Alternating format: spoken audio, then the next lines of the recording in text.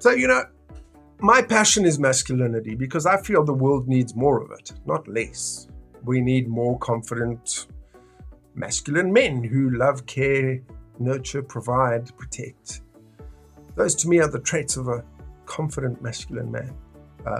What happens is we get toxic men and women, and generally it comes from pain. Generally it comes from traumatic childhood experiences where they weren't given the love, the support, and the encouragement that they needed. They weren't given the exhortment to be better, to develop into themselves, and therefore they have low self-esteem and they feel that they need to control that or numb it, or whatever the case may be, through alcohol, through sports, through sex, through women, through addiction of some sort.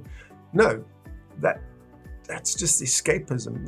That's not dealing with things. And the sign of a real man is somebody who faces his demons and starts working on those issues that he developed because of them.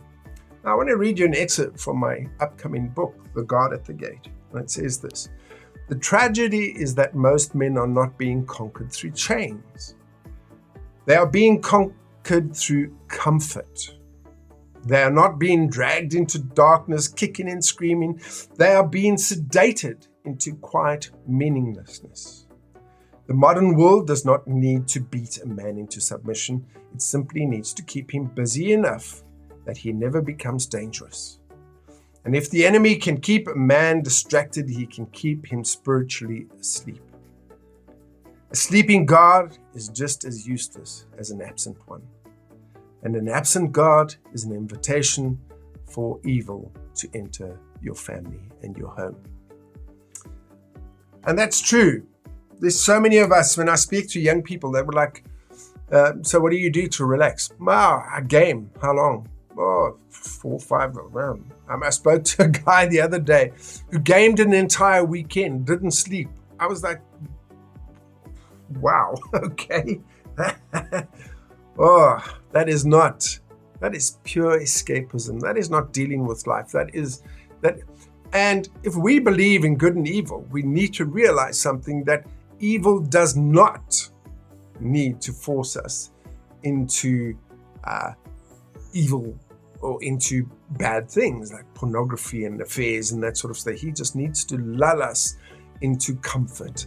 He just needs to help us sit on the couch watching television and playing games all day, or surfing pornography, or surfing social media, or whatever the case may be. That is an ineffective man. You are home, but you're not emotionally present for your children. And that's sad. That's sad because you inflict on your children what was done to you. You're just repeating the cycle. Now that is weak. And men aren't weak. We face our demons. We face up to what has happened in our lives, and we deal with it. So I encourage you to stop being soft and to start standing up and becoming who you were called to be. A proud, loving, caring, nurturing father and husband or partner, whatever it is, whatever state of relationship you're in. But stop being soft. Stop being malleable and pliable. Be firm.